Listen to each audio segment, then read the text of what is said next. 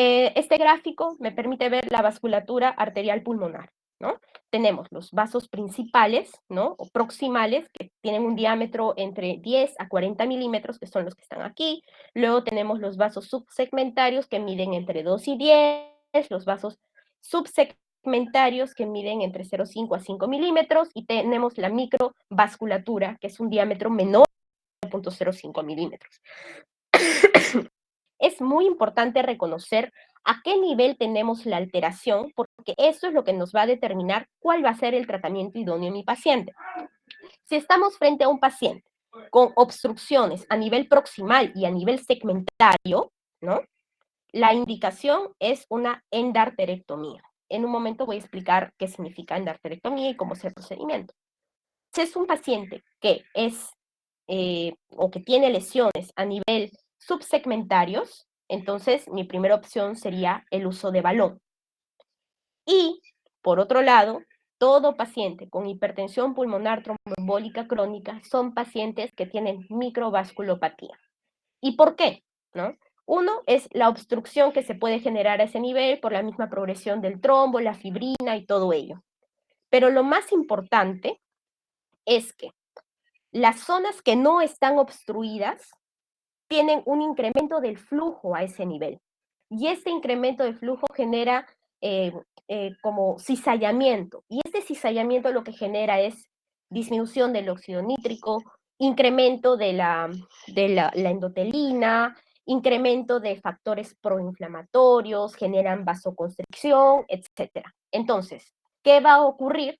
Un remodelado y esto va a generar hipertensión arterial pulmonar, ¿ya? Entonces, esta es la razón principal por la cual los pacientes con hipertensión pulmonar tromboembólica crónica tienen un perfil hemodinámico precapilar, justamente porque desarrollan hipertensión arterial pulmonar a causa del hiperflujo en zonas que no hay, en donde no hay obstrucción por el trombo. Entonces, he ahí lo complejo, ¿no? En un solo paciente podemos encontrar lesiones que se pueden tratar por endarterectomía, lesiones que se pueden tratar con balón y lesiones que se deben de tratar con terapia médica. Y hay que saber en qué momento utilizar eh, cada tratamiento, ¿no? A veces es todo al mismo tiempo y a veces no. Entonces comenzamos con la terapia, que en este caso sería la endarterectomía, que definitivamente tienen que ser en lesiones accesibles. Muy pocas veces se realiza este procedimiento en lesiones subsegmentarias, pero al final la decisión lo tiene que tomar el grupo de expertos. Este procedimiento lo que hace es generar una esternotomía, el paciente tiene que estar en SEC, tiene que estar en parada circulatoria, tiene que estar en hipotermia, y al final lo que se quiere hacer es retirar el trombo organizado con harto material de fibrina que está ya cronificado, etcétera, pero además tiene que retirar toda la íntima del vaso. Entonces, esta es la razón por la cual este procedimiento es un procedimiento muy complejo, que no se hace en cualquier lugar y que requiere, para decir que un lugar o un centro es complejo, debe tener por lo menos 50 procedimientos anuales con una tasa de mortalidad menor al 5%, ¿no? Hay algunos lugares en donde sí, por ejemplo, en San Diego, en Estados Unidos, en la Universidad de California hacen como 200, me parece, procedimientes al año y su tasa de mortalidad es menos del 5%, ¿no? Leí que era del 2% aproximadamente, ¿no? Entonces, este es un procedimiento muy complejo, ¿no? Pero que va a curar al paciente, ¿no? Por eso que es importante tomarlo en cuenta. Lo que va a prometer, por estadísticas, es que disminuya la resistencia vascular pulmonar en un 65%, y la supervivencia a 3 años posterior a la cirugía es de un 90%, ¿no? Por otro lado, ¿qué hacemos con los pacientes que tienen TEP crónico pero que no llegan a desarrollar hipertensión pulmonar? En estos pacientes también se puede realizar la endarterectomía porque ha demostrado que a futuro mejora la hemodinámica del paciente. Y eso es bastante importante porque, como ya les expliqué, los pacientes con TEP crónico en algún momento van a desarrollar microvasculopatía, porque es parte de su fisiopatología, ¿no? Tarde o temprano lo van a hacer en menor o en mayor medida. Ok, tenemos ahora la terapia de balón, ¿ya? Acá hay dos estudios, ese es un estudio francés, que básicamente ha descrito su experiencia en 140 pacientes, un seguimiento a 3 años, en donde se vio de que el uso de balón en pacientes, ¿no?, que no tienen indicación quirúrgica, ¿no?, pacientes que tienen hipertensión pulmonar persistente o recurrente post-endarterectomía, ¿no? Estos pacientes, pues, sí tuvieron un beneficio eh, con respecto a a la mejoría de la clase funcional, una mejoría en el test de caminata, una disminución de la presión pulmonar media, como podemos ver acá, y de la resistencia vascular pulmonar, y fue todo estadísticamente significativo. Sí hubieron lesiones, ¿no?, o efectos secundarios, un 10%, disecciones, lesiones pulmonares, etcétera, pero al fin y al cabo la supervivencia posterior al procedimiento, en un seguimiento de 3 años, fue de un 95%. Quiere decir que sus beneficios son comparables con los pacientes a quienes se les ha realizado la endarterectomía, ¿no? Y ese es un registro multicéntrico con 308 pacientes que obtuvieron resultados muy parecidos. Entonces, en términos generales, y lo que indica la guía, es que el uso de balón, la técnica de intervencionismo con balón, disminuye la resistencia vascular pulmonar en hasta un 66%. Además, mejora la función del ventrículo derecho, clase funcional, etcétera, ¿no? Pero la gran mayoría de estudios ha tenido un seguimiento de máximo 3 años, a largo plazo no se sabe, pero en términos generales es un procedimiento comparable con la endarterectomía, ¿no? Recordar que debe ser netamente en pacientes que no son o que tienen o no son candidatos a la cirugía, ¿no? Y esto al final lo va a determinar un equipo eh, multidisciplinario y además experto en esto, ¿no? Es importante considerar, un momento, ya, es importante considerar que los pacientes quienes van a ser sometidos a balón son procedimientos que tienen que ser realizados por etapas. Describen entre 3 a 10 etapas, dependiendo la cantidad de lesiones que presente el paciente. Se hace o se trata un lóbulo por sesión y se tiene un intervalo de descanso entre 15 días a 30 días, ¿no? Más o menos. Las complicaciones, como ya mencioné, perforaciones, lesiones pulmonares, disecciones, etcétera, ¿no? Hay un estudio, que es el estudio RACE, y el estudio RACE lo que hizo fue comparar el tratamiento médico con Ríos y Watt versus el tratamiento con balón, ¿ya? Y como monoterapia, el tratamiento con balón es superior, pero posterior a ello surgieron las incógnitas, ¿no? De utilizar ambos métodos, tanto tratamiento médico con Riocihuat más balón, ¿no? ¿Y qué opción es mejor? ¿Iniciar con Riocihuat y luego balón o primero balón y luego Riocihuat, ¿no? Entonces, al final, lo que se vio es que es mejor iniciar primero con tratamiento médico y posterior tratamiento intervencionista. Incluso describieron que en pacientes con una resistencia vascular pulmonar más allá de 4 unidades Woods o que tengan una presión pulmonar media más allá de 45 milímetros de mercurio, sí debería de iniciar primero terapia médica y luego balón. Porque si es que se le hace balón en primera instancia sin un tratamiento médico previo, son pacientes con mal pronóstico y recurrencia de la hipertensión pulmonar. ¿Y qué hay de los pacientes con TEP crónico sin hipertensión pulmonar? También se les puede realizar intervencionismo, ¿no? En aras de mejorar la hemodinámica pulmonar, por lo que ya les había explicado previamente. Con respecto a la terapia médica para enfermedad microvascular, ¿no?, que es parte de la fisiopatología de la hipertensión de este grupo, ¿no?, de pacientes, tenemos el uso de Riociguat, ¿no? El Riociguat tenemos acá el estudio CHEST-1, ¿no? Que lo que hizo fue comparar el riociguat versus placebo en pacientes inoperables, ¿no? Pacientes inoperables con hipertensión pulmonar persistente recurrente, post-endarterectomía, y se vio que en un seguimiento en 16 semanas mejoró la clase funcional con un incremento en 46 metros del test de caminata, disminuyó la resistencia vascular pulmonar en 31% respecto al placebo. Eso fue un seguimiento de 16 semanas, porque el CHEST-2, que fue el seguimiento del CHEST-1, fue un seguimiento al año, en donde se vio que el beneficio del tratamiento con riociguat fue sostenido. Y además se vio de que hubo mejorías significativas del NT-proBNP estadísticamente, ¿no? Significativo. Lo del NT-proBNP es bien importante porque es parte de todos los digamos, todos los datos que necesitamos para hacer una estratificación de riesgo en los pacientes con hipertensión pulmonar. En un ratito lo voy a mencionar un cuadrito, ¿no? Entonces, es bastante beneficioso dar riociguat en este grupo de pacientes.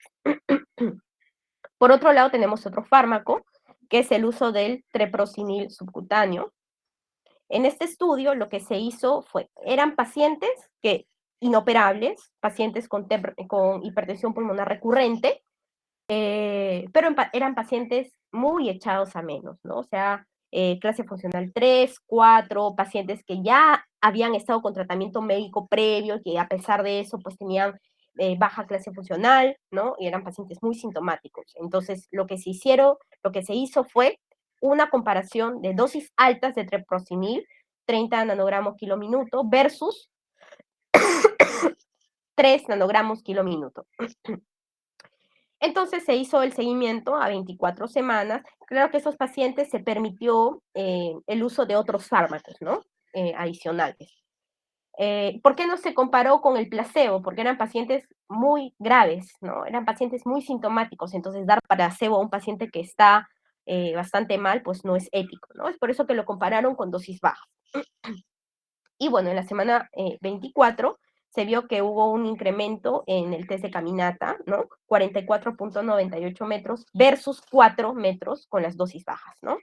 Entonces, bueno, concluyeron que mejoró la clase funcional en este grupo de pacientes con patologías ya avanzadas y severas, ¿no?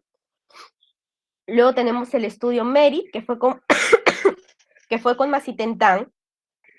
Igual, fue en 80 pacientes inoperables, clase funcional 2, 4, pacientes que tenían una resistencia vascular pulmonar más de 400 guinas, desde caminata en 350, lo que leen aquí, ¿no? 150, 450 metros, en 6 minutos, eran pacientes que ya utilizaban inhibidores de la fosfodiesterasa 5, prostanoides y otro tipo de fármacos, y bueno, a pesar de que utilizaban otro tipo de fármacos, se vio de que al seguimiento hasta la semana 24 disminuyó o mejoró la hemodinámica en el paciente, disminuyendo la resistencia vascular pulmonar, ¿no? Y esto fue mucho mayor si lo comparaban con el placebo, ¿no? Entonces, hasta ahora tenemos 3 fármacos que han demostrado mejorar la hemodinámica y mejorar la clase funcional. ¿Y qué hay de los inhibidores de la fosfodiesterasa 5 y del resto de fármacos antagonistas de receptores de enditelina, ¿no? Estos fármacos sí se mencionan como fármacos complementarios al tratamiento con riociguat, treprocinil, etcétera, ¿no? Que se ha visto que tienen una mejor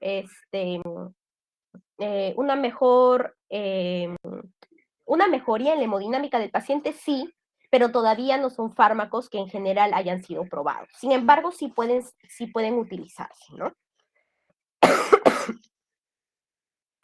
Entonces, ¿por qué decimos que la terapia en un paciente con hipertensión pulmonar tromboembólica crónica es una terapia multimodal? Porque como ya expliqué, son pacientes que a la vez van a necesitar endarterectomía, van a necesitar balón, van a necesitar terapia médica, etcétera, ¿no? Entonces, eso es lo complejo, ¿no?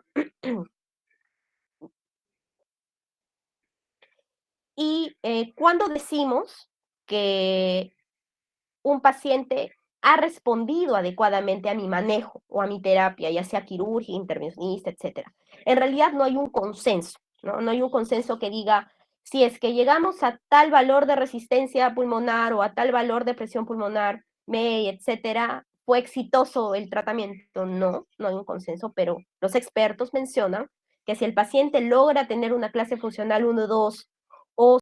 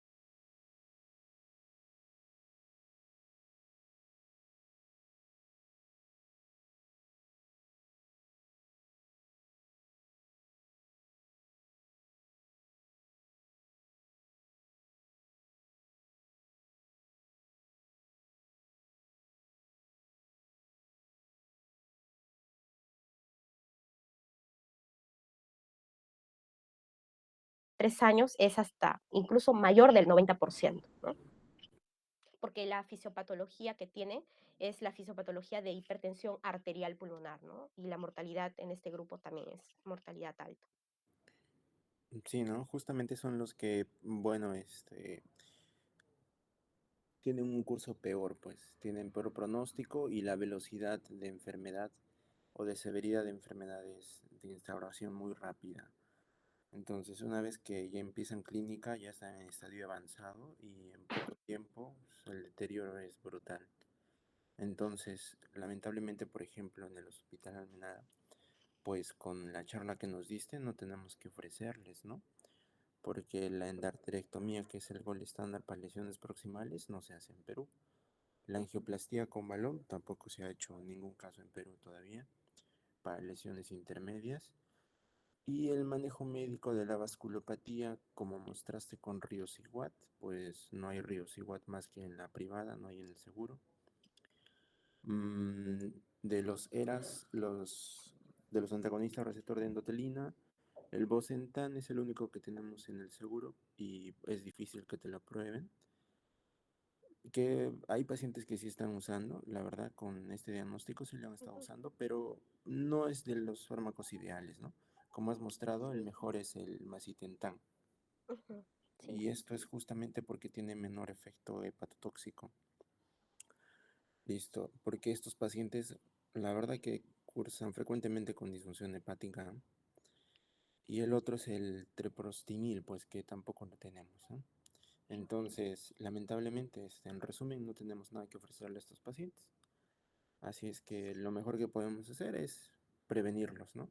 ujú, Entonces, siempre tomar en cuenta que un paciente que tenga TEP de alto riesgo o riesgo intermedio alto, pues buscar los factores de riesgo que dijiste a los 3 6 meses, el hacerles el score de riesgo de hipertensión tromboembólica crónica, o bien, si el paciente es sintomático, si es disneico, pues actualizarle su ecocardiograma, ver si tiene signos de hipertensión pulmonar y si los tiene, hacerle su gamografía de ventilación perfusión y ujú, anticoagularlo, pues no seguir anticoagulándolo. Listo. sí, así es. En parte, a lo del embarazo, ¿se puede alisar una paciente gestante? Ponte que tenga una paciente de alto riesgo, Si que es esté en una, la semana sí, 36, digamos.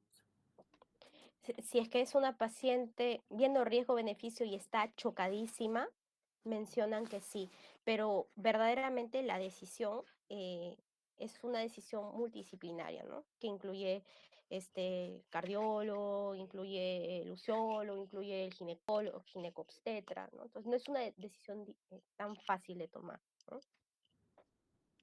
Pero sí Ok, se ok. podría, sí lo describen, ¿no? Pero siempre lo ponen, si es que es, o sea, si es de vida o muerte, ¿no? Si es de Ujú, vida o muerte. Ese es el tema, ¿no? Es muy complejo en listo. realidad en gestantes, Ujú. es bastante complejo. Bueno, listo. Creo que estás por ahí, el Bijot. O Robert, ¿tú tienes alguna pregunta, Robert? Robert, Lucía, María.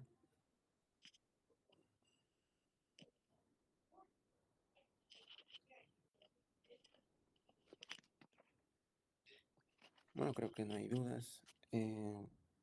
Gracias, Adriana, ha estado completo y bueno, la próxima semana ya les aviso qué tema va a ser.